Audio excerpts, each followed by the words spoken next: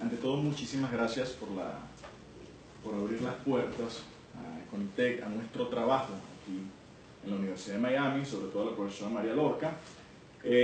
Para nosotros es un honor poder presentar el trabajo que estamos realizando en Venezuela, a pesar de la crisis que estamos sufriendo, a pesar de todos esos peligros que conlleva un sistema fracasado en todas partes del mundo que se llama el socialismo. Esta es la realidad que sucede y que ustedes pueden encontrar en cualquier ciudad de Venezuela en la actualidad. Personas que están comiendo de la basura. Eso es todos los días. En cualquier ciudad. Un conocimiento de que Venezuela, a mediados del siglo pasado, era considerada un milagro económico, el país más rico de Latinoamérica. 60 años después, este es el panorama. Muchas personas nos preguntan, ¿qué o quién causó la crisis actual de Venezuela? Chávez Frías. Esa es la respuesta común que siempre se escucha. Hugo Rafael Chávez Frías. Pero un momento. Hugo Rafael Chávez Frías arribó al poder en 1999, a partir de 1998, cuando gana la presidencia por primera vez. En 1999 cambia la Constitución, pero ya veníamos con problemas. Hugo Rafael Chávez Frías es el responsable de muchas cosas malas en Venezuela. Hugo Rafael Chávez Frías fue el que dividió Venezuela, quebró la sociedad venezolana entre chavistas y no chavistas, radicalizó el socialismo, aumentó la miseria que teníamos en Venezuela. Él es responsable de todo eso, pero no es el único responsable. El periodo 1918-1957, nosotros teníamos libertades económicas relativas. Éramos libres económicamente, pero teníamos un grave problema, que no éramos libres política ni civilmente.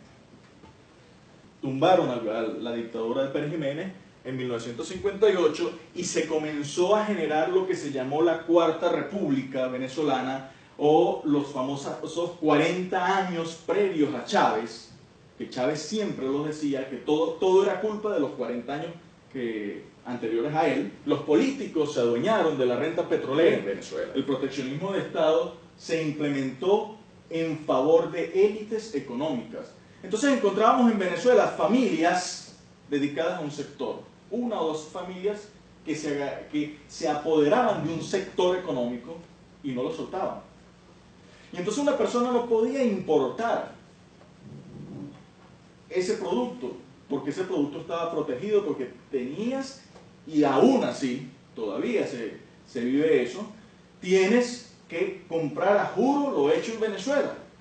Y el problema es que no es malo comprar lo hecho en Venezuela, lo hecho en tu propio país. El problema es que si tú le cierras la oportunidad a las personas, al individuo, de comprar en el mercado internacional, tú le estás cercenando una libertad de posiblemente encontrar ese producto de mejor calidad y mejor precio. En Venezuela siempre ha existido una admiración por el socialismo. El de la izquierda se llama Rómulo Betancourt. Ese es el supuesto padre de la democracia en Venezuela, y sí, hay que reconocerle. Ese hombre luchó mucho por tumbar a Marcos Pérez Jiménez, pero lamentablemente su lucha iba por intereses personales más que por intereses de la sociedad. Él nada más quería llegar al poder para hacerse del control político y económico. Militaba en el comunismo. Fundador de partidos comunistas en Latinoamérica. Pero cuando él se da cuenta que en Venezuela el comunismo duro, el hard comunismo, no podía entrar, él cambió a ser socialdemócratico. ¿Okay? Pero sus principios seguían siendo el marxismo. Su partido se llama Acción Democrática, actualmente continúa. Acción Democrática él lo definía como un partido pluriclasista, leninista, antiimperialista. Ese señor fue el primero que implementó un control cambiario. Muchos dicen, no, el control de cambios es con Chávez. No, ese señor implementó el primer control cambiario, el control de renta, los alquileres, el control de precios. E hizo una cantidad, agarró la estructura estatal de la Unión Soviética que existía en ese momento y la trajo a Venezuela. Creó un Ministerio de Planificación Central de la Economía. Se generó el primer cartel que le ha hecho gran daño, no solamente a Venezuela, sino a nivel mundial, que se llama la OPEC, los países exportadores de petróleo, ¿verdad? ¿Por qué le ha hecho gran daño? Bueno, simplemente porque los países miembros de la OPEC simplemente se enfocan es en el precio y no en la eficiencia y la productividad. Ellos lo único que se reúnen es para ver cómo aumentan el precio. Y si aumentan el precio, sí, se beneficia el gobierno de esos países. Pero ¿quiénes van en contra de eso? ¿A quiénes van en contra de eso? A los ciudadanos, a la demás sociedad del resto del mundo, que se les encarece todos los productos provenientes del petróleo, derivados del petróleo. Quiero que crean que esto es una afrenta personal con Rómulo Betancourt. Repito, él tiene muchas cosas buenas. Ayudó a la implementación de los derechos políticos y civiles de Venezuela. Pero estamos hablando, enfocándonos simple y exclusivamente en lo económico, para ver por qué está la crisis actual venezolana. Rómulo Betancourt es de los socialdemócratas, este señor es de los socialcristianos. Se llama Rafael Caldera. No me voy a poner a detallar, solamente los dos graves daños que hizo este señor en Venezuela. Primero, hizo lo mismo que está haciendo Juan Manuel Santos en Colombia. ¿Okay? Desmovilizó a la guerrilla en los 70. Les abrió las puertas a las universidades. Les abrió las puertas a la política. Esos señores guerrilleros fueron los que comenzaron a generar el sesgo educacional que existe en Venezuela en cuanto a la libertad, a la verdadera libertad. Esos señores fueron ministros, vicepresidentes, presidentes de PDVSA, etcétera, etcétera. En su segundo periodo cometió otro error tan grande como el primero, que fue hacer un sobreseimiento de causa que en términos legales es simplemente decirle borrón y cuenta nueva al golpe de Estado que había hecho Hugo Rafael Chávez Frías. Y por esa razón, gracias a lo que él hizo, hacerle ese sobreseimiento de causa, Hugo Rafael Chávez Frías no fue inhabilitado políticamente y se pudo lanzar en el 98 y ganó las presidenciales. Pero lo hizo ¿por qué? Porque fue la única forma para llegar a la presidencia por segunda vez, bajo la promesa de sobreseer a Chávez. ¿Ustedes vieron alguna vez un video, si no lo busquen por YouTube, de Chávez? Que parece hasta jocoso y le han hecho unas veces, que está digamos, el downtown en Caracas y está viendo unos edificios y pregunta, ¿este edificio de qué es? No, este es una joyería. Ok, Expropice. César, así, como si fuera un juego. Bueno, este señor fue el primero que comenzó a hacer esas expropiaciones, llámelo nacionalización, que al final es lo mismo. Nacionalizó las industrias básicas, terminó de nacionalizar todo lo que se llamaba petróleo, hizo un proceso de nacionalización extrema, el sector público se incrementó, el poderío del gobierno y de los políticos aumentó. En su segundo mandato trató de implementar un proyecto país que se llamaba Gran Viraje. El Gran Viraje fue tomar algunos pseudoliberales, economistas pseudoliberales del momento. Hay algunos que creo que evolucionaron a ser realmente liberales y pro free markets, pero en ese momento no eran liberales totalmente, liberales clásicos, libertarios, sino simplemente eran mercantilistas, y aplicó una serie de ajustes tan fuertes y tan, digamos, de manera desordenada. Y al decir de manera desordenada estoy diciendo es que se olvidó del individuo como si, de la persona, el individuo como tal. ¿Okay? La inflación subió extremadamente y vino lo que se llamó el Caracazo, posteriormente vino el golpe de Estado, y gracias a ese gran viraje de esos pseudoliberales, ¿verdad?, comenzó o se afianzó el fantasma de que el capitalismo es malo, porque comenzaron a vender los políticos de izquierda los políticos socialistas, de que el capitalismo, fíjense cómo lo aplicó Carlos Andrés Pérez, eso era malo, ese es el capitalismo salvaje, eso quiere matar al pueblo, eso quiere... Ahí fue. Llegó Chávez. Chávez llega al poder y sin pena, sin vergüenza, como todo sin vergüenza, que era, aceptaba que él era el hijo político de Fidel. ¿Qué hizo Chávez? Chávez cambió el socialismo light que nosotros teníamos antes de su llegada, después de Pérez Jiménez y antes de la llegada de Chávez, teníamos un socialismo light que venía corroyendo las libertades económicas de los venezolanos, y Chávez lo que hizo fue aumentarle el volumen a la música. ¿Okay? Hizo un hard socialism. Lo mismo socialismo. Lo único que hizo fue oprimir más la economía venezolana. Se inventó una constitución, la de 1999, no muy distinta a la que teníamos, simplemente un poquito más descarada en cuanto al socialismo. Pero la del 61, que la impuso Rafael Caldera, Rómulo Betancourt, etcétera, y de sus demás camaradas, era socialista también. Era hostil con la propiedad privada. La de Chávez lo único que hizo fue quitarse la careta. Sí, soy socialista, comunista. Posterior a eso, llega el lamentable y triste presidente que tenemos, que se llama, que ni siquiera es presidente, el tirano, Maduro, Nicolás Maduro. Maduro Moros se ha mantenido en el poder gracias a la corrupción, los lazos de narcotráfico, de terrorismo, de lavado de dinero, y gracias lamentablemente a una oposición colaboracionista que existe en Venezuela. Por eso es que se ha mantenido Nicolás Maduro. Por eso es lo que tenemos en común con los políticos venezolanos. La admiración al líder latinoamericano, porque así lo definieron una vez los grandes intelectuales venezolanos. Lo definieron, el líder latinoamericano que merece cada uno de los países. Yo de verdad no le deseo eso a nadie, ¿okay? A ningún país. Pero lo estamos viviendo, lo estoy viviendo.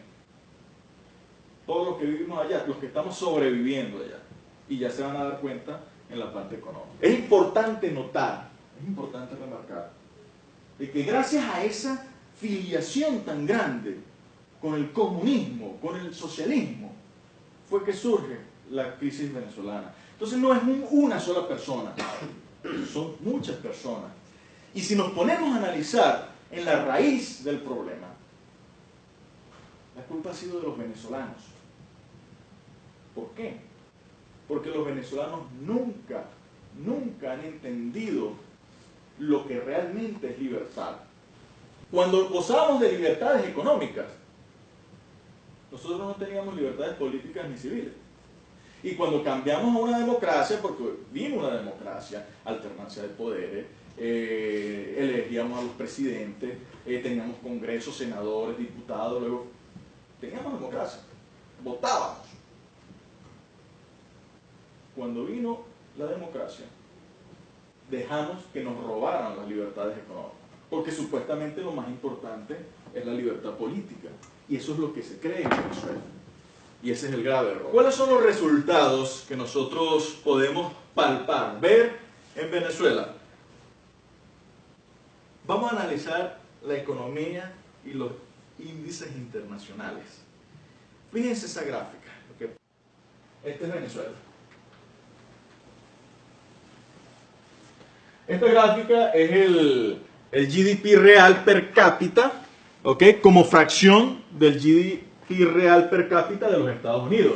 Eso significa, fíjense, que en 1950 el GDP de Venezuela per cápita real era aproximadamente el 40% del GDP de los Estados Unidos. ¿Ok? El 40%. Fíjense cómo en la época que les comentaba al inicio, que éramos considerados un milagro económico, de crecimiento económico más importante que el de Alemania, vemos cómo la tendencia es ascender y llegamos a 0,5, o sea, 50% del GDP per cápita de los Estados Unidos. Estábamos al 50% en el año 58. Después del 58, ¿qué fue lo que pasó? Todo este proceso democrático de la socialdemocracia y el socialcristianismo, ¿verdad? Okay. Fíjense la respuesta económica. Cae. Comienza a caer inmediatamente. Si lo ven acá, entre el 2002 al 2006, en esta época fue cuando Chávez estaba, que todo el mundo, todos los presidentes latinoamericanos le tendían la alfombra roja a Chávez. No sé si ustedes se acuerdan. El premio Nobel aquí de americano, Stiglitz, hablaba muy bien del socialismo venezolano porque estaba creciendo.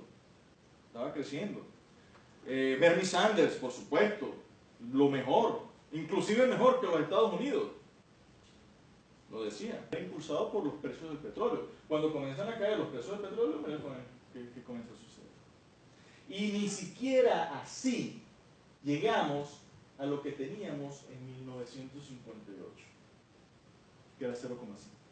I wanna play a game. Ok, vamos a jugar nada más. Esto no es científico, esto no es algo estimado, esto se puede hacer. ¿Qué sucede? Vamos a transponer la presentación de varios países. Vamos a decir Singapur. Imagínense que Venezuela hubiera aplicado las políticas que se aplicaron en Singapur. ¿Qué hubiera pasado? Ese sería el comportamiento, posiblemente. O si aplica hubiera aplicado las políticas de Chile, este sería el comportamiento. Pero fíjense esta diferencia entre lo verde y la otra línea. Eso es lo que pudiéramos llamarle que es el robo que realiza el socialismo, ¿verdad? Es el robo que realiza el socialismo para aplicar sus medidas socialistas, mercantilistas por medio del proteccionismo de Estado y las medidas control cambiario. Y esta es la tasa de cambio que hemos venido fluctuando. En el 26 de noviembre, que fue cuando hice esta lámina, en el 2010, los venezolanos teníamos que cancelar en el mercado negro 8,48 bolívares para obtener $1. El 26 de noviembre del 2017, hace un par de días, teníamos que cancelar 82.185. ¿Ok? ¿Eso qué significa? Bueno, 10.000 veces lo que pagábamos. O un aumento de más de 969.000%. Ayer, que la volví a revisar, estaba en 88.235. Ayer. Hoy superó los 96.000 bolívares. Hoy. De ayer para hoy. ¿Cómo está la economía? Gracias a un control cambiario que lo único que trae es hambre.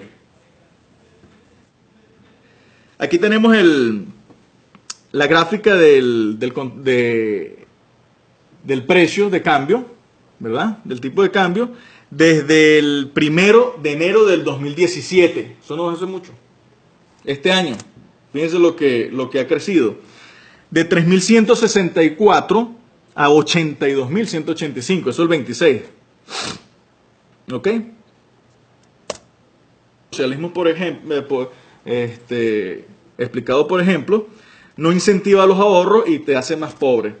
Fíjense, si un venezolano el 1 de enero del 2017 tenía en su cuenta de ahorro en bolívares lo equivalente a $100, en bolívares, si lo dejó en esa cuenta de ahorros, el 26 de noviembre, esos bolívares le representaban menos de $4.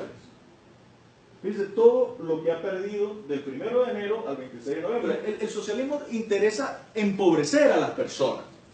La tasa de inflación anual publicada por el profesor Steve Hanke nos dice que al 22 de noviembre de este año tenemos más de 3.000%, casi 4.000% de inflación.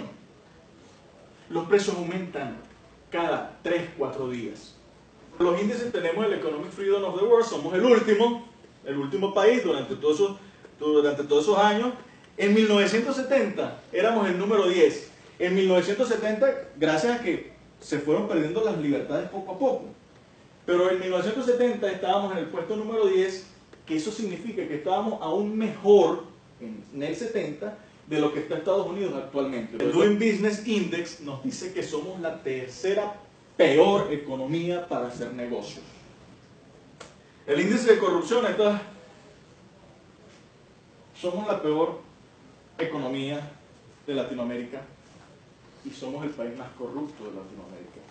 Y tristemente somos, de acuerdo a este índice de transparencia internacional, más corruptos aún que Cuba. Y el profesor Steve Hanke, les recomiendo que lo sigan, nos indica que Venezuela es el país más miserable del mundo.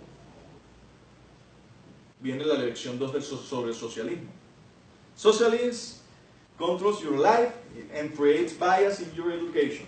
Eso tú lo puedes ver aquí. Este es el panorama en todos los supermercados de Venezuela. Escasez de comida. La militarización en casi todos los aspectos de tu vida. Te controlan todo. La comida, ¿cuánto compras? Una caja de comida tienes que comprar nada más una sola, no puedes comprar dos. ¿Ok? Las escuelas abandonadas no enseñan. Y las pocas que enseñan han cambiado el currículum, el pensum, el syllabus y los programas de las materias para aumentar el bias creado por los políticos. Entonces tenemos a Chávez al lado de la figura de Dios. Y eso se ve en los currículos nuevos. Chávez al lado de la figura de Dios y al lado de Simón Bolívar, que es el libertador de Venezuela. Te esclaviza el socialismo a través de tus necesidades básicas y significa desnutrición. Te mueres de hambre. Vemos gente que el precio de la comida es tan alto que no podemos comprarla y gente en la basura. ¿Ok? De todas maneras, estas láminas les va a quedar con la profesora para que terminen de verla. Hablan por sí mismas. ¿Ok? Vemos el sistema de salud, cómo el socialismo ha logrado de que la salud sea para todos. Vemos esta mujer dando a luz en la cola, en la línea, esperando para que la atiendan en el hospital. Aquí están dando a luz en la sala de espera del hospital porque no hay pabellón, porque no hay médicos, y están dando a luz allí. Esas son fotos que recorrieron el mundo. Te digo que el socialismo te mata la esperanza y odia a los niños. Esta es la parte más cruel, más cruda. Estos son niños venezolanos que nacieron lamentablemente en la famosa revolución bolivariana. Este niño muere esperando medicina, la medicina necesaria para el tratamiento de su cáncer. ¿Ok? Miren esta niña. Que estuviéramos en esos países que antiguamente venían la foto en National Geographic. No, eso es Venezuela, eso es lo que tenemos al lado. Una madre siempre es madre, él lo tiene, pero fíjense el nivel de desnutrición de esta criatura. Se hacen memes informativos, infografías, para decir que se están muriendo de hambre los niños. Y a pesar de que existen muchas fundaciones tratando de luchar por eso, no nos damos abasto. ¿Por qué? Porque el gobierno no lo permite, la oposición tampoco. Fíjense esto, muchos de ustedes tienen mascotas, y eso siempre lo digo cuando pongo esta foto. Muchos de ustedes tienen mascotas, tienen un perrito o un gatico, y yo les aseguro que su perrito o gatico tiene una mejor cama que estos nuevos, recién nacidos. ¿Ustedes creen que algún niño se merece eso?